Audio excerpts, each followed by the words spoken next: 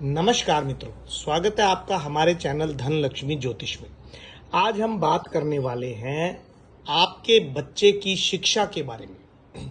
बहुत से प्रश्न मेरे पास आते हैं कि हमारे बच्चे की शिक्षा कैसी होगी, पढ़ाई में वो उत्तम रहेगा, मध्यम रहेगा या बिल्कुल पढ़ नहीं पाएगा। तो बच्चों की शिक्षा के बारे में यदि कुंडली अनुसार देखना हो तो चंद्रमा की स्थिति कुंडली में कहाँ पर चंद्र ग्रह विराजमान है उसकी स्थिति देखी जाती है।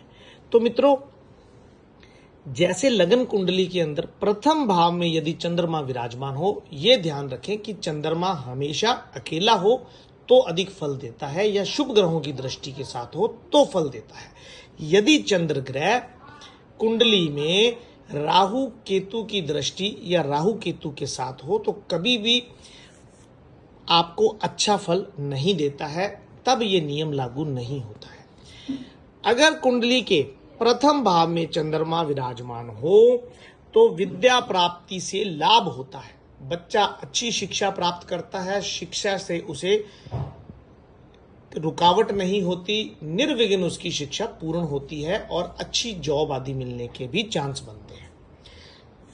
मित्रों, यदि कुंडली के दूसरे भाव के अंदर चंद्रमा विराजमान होता है तो विद्या प्राप्त व्यक्ति करता है, चाहे उसकी आर्थिक स्थिति खराब हो, चाहे उसके पिता की आर्थिक स्थिति खराब हो, घर में पैसा ना आता हो, परंतु फिर भी बच्चा अपनी मेहनत, अपनी स्ट्रगल से पढ़ाई में अच्छा स्तर प्राप्त करता है और लाभकारी स्थिति उसकी होती है और उसे जॉब आदि मिलने में भी लाभ होता है।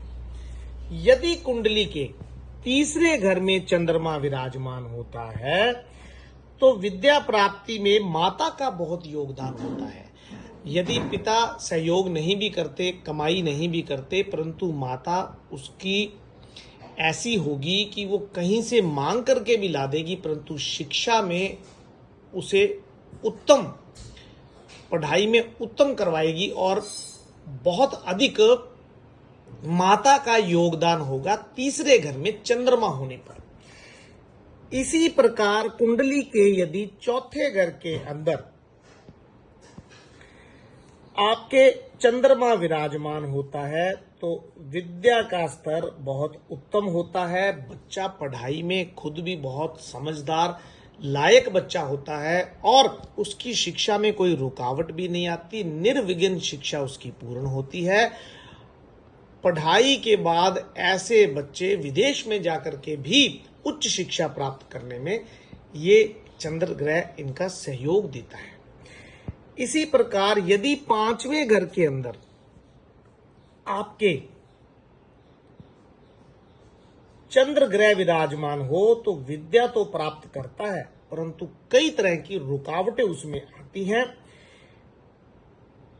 विद्या लाभकारी अवश्य रहती है लेकिन स्ट्रगल बहुत होती है।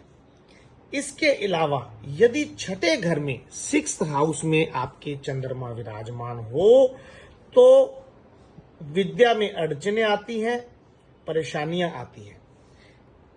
यदि आपके सेवंथ हाउस में चंद्र ग्रह विराजमान हो तो विवाह से पहले जितनी शिक्षा हो जाए वही माननी चाहिए। विवाह के बाद शिक्षा में विघ्न आने लग जाते हैं। जिन बच्चों का जल्दी शादी हो जाती है, सोचते हैं कि विवाह के बाद हम उच्च शिक्षा ग्रहण कर लेंगे, उनकी पढ़ाई में विघ्न आने शुरू हो जाते हैं, क्योंकि सप्तम भाव में चंद्र होने पर पढ़ाई जो है विवाह के बाद नहीं हो पाती।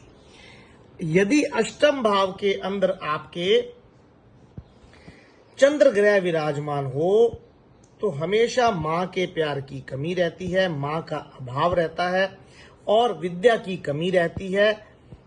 यदि बाकी ग्रहों की स्थिति शुभ हो तो विद्या अवश्य पूरी होती है, परंतु विघ्नों के साथ, कष्ट कठिनाइयों के साथ और बच्चा पढ़ाई के समय बार बार बीमार भी पड़ने लग जाता है।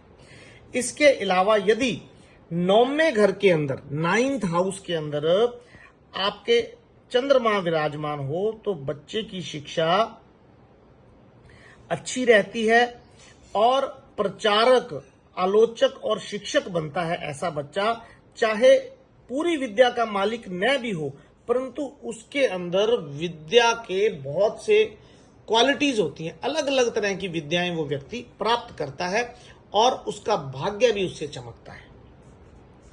10वां घर विशेषतः ये जो इसमें जो चंद्रमा विराजमान होता है तो विद्या में रुकावटें जरूर होती हैं, विशेषकर स्कूल कॉलेज की शिक्षा में, उच्च शिक्षा में रुकावटें आती हैं। बच्चा डरता रहता है पढ़ाई करते समय और वो अपने पिता का कारोबार अधिक संभाल पाता है। इसके अलावा 11th हाउस में यदि आपके चंद्रमा विराजमान है तो विद्या में रुकावटें आएंगी ही आएंगी। विशेष करके आपका धन से संबंधित कोई परेशानी आ सकती है, आपको रोग से संबंधित परेशानी आ सकती है और विद्या रुक रुक करके होती है। यदि मित्रों 12वें घर के अंदर आपके चंद्र ग्रह मजबूत स्थिति में ना हो तो घर से बाहर रहकर विद्या प्राप्त करता है। ऐसा व्यक्ति विदेश में भी चला जाता है, वहां भी शिक्षा प्राप्त करता है, परंतु ये ऐसे व्यक्ति होते हैं जो अकेले और एकांत में जाकर के शिक्षा यदि ग्रहण करते हैं और अकेले पढ़ते हैं तो इनकी शिक्षा का स्तर बहुत उच्च होता है और बहुत तरह के ज्ञान भी प्राप्त करते हैं। तो ये था 12 घरों में चंद्रमा की स्थिति के अनुसार शिक्षा का क्या स्तर रहेगा आपके बच्चे का। अधिक जानकारी के लिए आप हमसे संपर्क कर सकते हैं, हमारे दिए गए नंबरों पर संपर्क करें, जिससे हम आपकी कुंडली देख करके एनालिसिस करके और अधिक तरीके से बता सकते हैं कि आपका बच्चा शिक्षा में कैसा रहेगा। इसके अलावा मित्रों, यदि आप अपने बच्चे की कुंडली में राहु और केतु की स्थिति देख पाएं तो अधिक अच्छे तरीके से आप समझ पाएंगे। इसके लिए नेक्स्ट हम वीडियो बनाएंगे राहु और चंद्र की युति होने पर शिक्षा के प्रभाव, तो वो अवश्य देखें। हमारे चैनल को सब्सक्राइब करें। धन्यवाद। जय माता दी।